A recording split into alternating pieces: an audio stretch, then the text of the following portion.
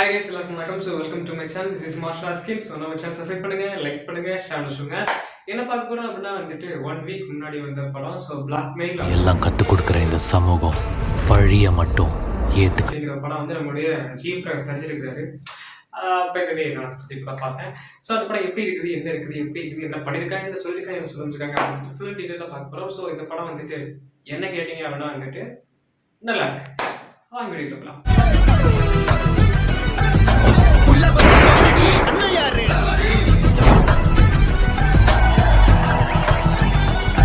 நீ நல்லா இருக்குன்னு சொல்லிட்டேன். நான் எதுக்கு ஒரு ரிவ்யூ பார்க்கணும் அப்படின்னா வந்துட்டு எனக்கு தெரியல, சும்மா பாரு. ஓகே,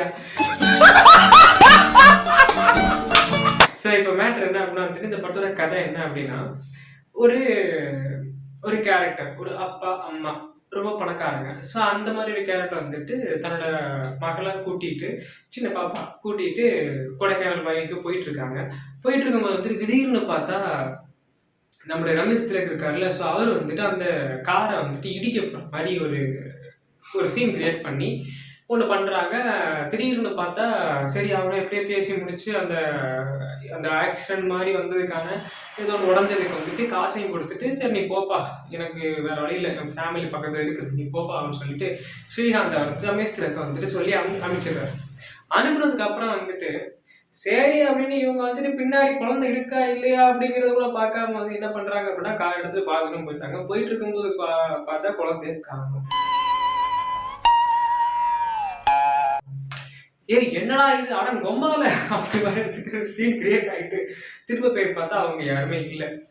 சரி இது எதற்காக இந்த குழந்தை வந்துட்டு எதுக்காக கடத்தப்பட்டது அப்படின்னு கேட்டீங்கன்னா வந்துட்டு எஸ் அஃப்கோர்ஸ் நீ சொன்னீங்கப்பா அவங்க வந்து ஒரு பெரிய பணக்காரங்க அப்படின்றது அந்த பணத்துக்காக கடத்திருக்கலாம் அப்படின்ட்டு. சரி இருக்கட்டும் அப்படின்னு நினைச்சிட்டு கொஞ்சம் தூரம் போய் பார்த்தா திடீர்னு பார்த்தா அந்த குழந்தைய வந்துட்டு கடத்தவே இல்லை இவங்க அப்படி மாதிரி. திடீர்னு பார்த்தா வேற ஒருத்தன் கடத்திட்டான் அப்படின்றது. திடீர்னு பார்த்தா அவனும் கடத்தல வேற ஒருத்தன் அப்படின்றது. திடீர்னு பார்த்தா அவங்ககிட்ட குழந்தை இருந்துச்சு, குழந்தை எங்கேயோ காணாம போயிடுச்சு அப்படின்றது. அடுத்து இன்னொருத்தன் கையில கிடைக்குது, அவன் கடத்திட்டான் அப்படின்ட்டு. ஸோ அப்படி வந்துட்டு ஒரே ஒரு சின்ன அந்த பாப்பா வச்சு 15-20 பேர்கிட்ட வந்துட்டு நான் கடத்தினேன் அப்படின்னு சொல்லிட்டு நிறைய பேரம் பேசி அந்த அவங்க அப்பா கிட்ட இருந்து காசு கொடுங்க பார்ப்பாங்க. பட் அதெல்லாம் வந்துட்டு ரொம்ப இன்னோவேட்டிவா ரொம்ப சூப்பரா பண்ணியிருந்தாங்க. உண்மையை சொல்லணும் அப்படின்னா வந்துட்டு ஏன்னா நம்ம இங்கே ஒரு சீன் பார்த்துட்டு இருப்போம், அங்கே ஒரு சீன் பார்த்துட்டு இருப்போம், திடீர்னு பார்த்தா ரெண்டு ஸ்மாஷ் ஆகி 2 பேருமே இல்லை வேற ஒருத்தன் இருக்கா அப்படின்னு ஒன்று வரும். அவனை பார்த்தா அவன் இன்னொரு விதமா வந்துட்டு உள்ள வந்துட்டு ஒரு ட்விஸ்டோட வருவான். ஸோ அப்படி வந்துட்டு ஒரு ரொம்ப டிஃபிகல்ட்டான ஒரு ஸ்டோரி. அண்ட் அதுக்கப்புறம் வந்துட்டு நம்முடைய ஸ்ரீகாந்த் இருக்கார்ல, இப்போ அவர் வந்துட்டு இந்த படத்துல ஃபர்ஸ்ட் அவரோட சீன் பார்க்கும்போது வந்துட்டு எப்படிப்பட்ட ஒரு ஆக்டர், ஏன் தான் இப்படி இது பண்றாரு அப்படின்னு எனக்கு தோணுச்சு. அப்புறம் கதை ஏன்னா வந்துட்டு சின்ன சின்ன சீன்ஸ் தானே வர மாதிரி இருக்குது அப்படின்னு தோணுச்சு. பட் கதை போக போக போக போக போக போக இவர் தான் இந்த கதைக்கு வந்துட்டு ஆப்டான ஒரு ஆளு அப்படி மாதிரி தோணுச்சு. நல்லா இருந்துச்சு. அண்ட் அவங்க பக்கத்துல இருக்க ஒய்ஃப் கேரக்டர், ஸோ அவங்களுமே வந்து ரொம்ப சூப்பராக நடிச்சிருந்தாங்க. அதுவும் வந்து ரொம்ப யதார்த்தமா இருந்துச்சு. அண்ட் அஃப்கோர்ஸ் வந்துட்டு வில்லனிசமாகவும் சில சீன் கொண்டு போனாங்க. அது ட்விஸ்ட் ரிவீல்ஸ் மேட்டர். ஸோ அது நான் பேச விரும்பல. அப்பெல்லாம் கொண்டு போய் சூப்பராக நடிச்சிருந்தாங்க. சரிப்பா நீ வந்துட்டு எல்லார பத்தியும் பேசிட்டு இருக்க, ஜிவின்னு ஒருத்தர் இருந்தாருப்பா எங்கப்பா போனாரு அப்படின்னா வந்துட்டு எஸ் ஜிவி பிரகாஷ்.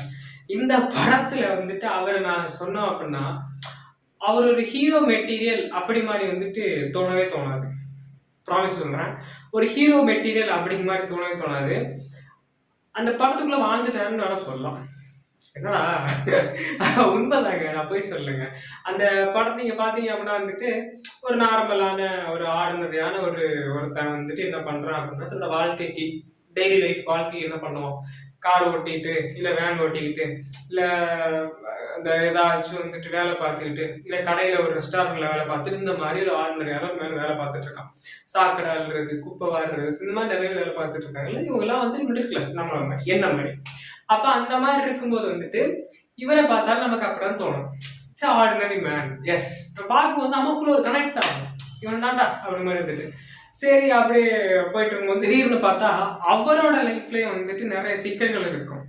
அதுக்கும் ஒரு மெயின் பிளாட் காமிப்பாங்க. அவரோட லைஃப்ல சிக்கல் அப்படின்னா வந்துட்டு தலைவர் அந்த ஒரு பர்டிகுலர் சீனுங்க என்னால ஜீரணிக்க முடியலன்னு வச்சுக்கோங்களேன். ஓகே, என்ன சீன் அப்படின்னா வந்துட்டு நீங்க பேச்சுலர் படம் பார்த்துருப்பீங்க நம்புறேன்.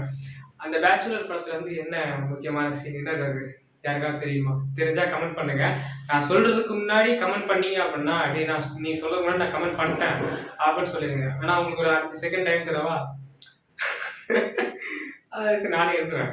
1 2 3 4 5 இதுக்குள்ள கமெண்ட்டை போட்டுருங்க. இல்லை வந்துட்டு வாட் யுவர் விஷ். நான் அதுக்கப்புறம் நீங்கள் போட்டிங்க அப்படின்னா நான் நினச்சேன் நீ சொல்லிட்டேன் அப்படின்னு சொல்லியிருக்கேன். ஓகே, என்ன மேட்ரு பேச்சுலர் பற்றி என்ன முக்கியமான சீன் அப்படின்னா வந்துட்டு 2 பேரும் லவ் பண்ணி காதல் வயப்பட்டு அவங்க ஒன்றா வந்துட்டு உடலுறவு வச்சுப்பாங்க. அப்போ அந்த உடலுறவு வைத்து கொள்ளும் போது அந்த இடத்துல என்ன ஆகும் அப்படின்னா வந்துட்டு கொஞ்ச நாள் கழிச்சு அவங்க ப்ரெக்னென்ட் அப்படி மாதிரி ஒரு விஷயம் தெரிய வருது. ப்ரெக்னென்ட் தெரிய வந்தவங்க வந்துட்டு இவர் என்ன பண்ணுவார் அப்படின்னா வந்துட்டு கலைச்சிடலாம் அந்த மாதிரி முடிவுக்கு போயிடுவார் ஜிவி.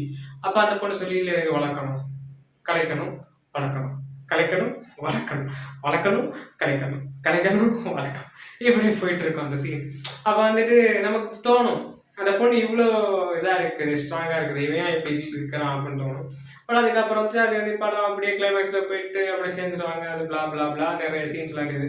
இந்த ஒரு பாயிண்ட் தான் இந்த படத்தில் அந்த இதே மாதிரி காதல் ஏற்பட்டு அவங்களும் வந்துட்டு செக்ஸ் ஓரியன்சஸ் லைஃப்ல இருந்துட்டு கடைசியில் பார்த்தா அந்த பொண்ணு ப்ரெக்னென்ட் ஆகிடும். அந்த பொண்ணு பயந்துகிட்டு இருக்கும். பொண்ணு சொல்லும் கலைச்சிடலாம், இவர் சொல்லுவாரு எனக்கு கிடைச்சது என்ன மாதிரி ஒரு பையன், எனக்கு அவன் வேணும், அவன் இல்லைன்னா நல்லா இருக்க முடியாது, ப்ளீஸ் நம்ம வளர்ப்போம்.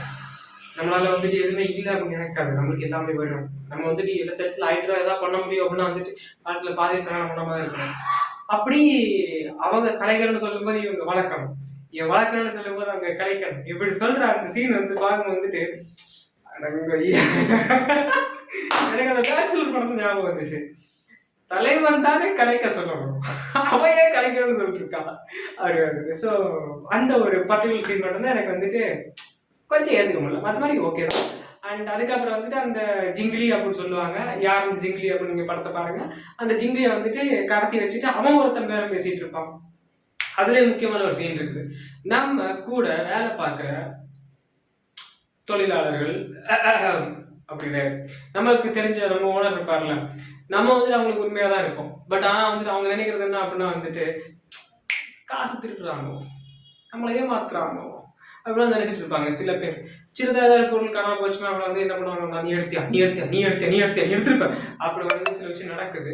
பட் எனக்கு அப்படியெல்லாம் நடக்கலை, ஏன்னா நான் அப்படி எதுவும் பண்ணுறது ஆளும் கிடையாது, என்னோட ஓனர் அப்படிப்பட்டதும் கிடையாது. But but but but the way நடக்கும், சில விஷயத்துல நடந்துட்டு இருக்குது. அதுதான் அங்கே சொல்கிறாங்க.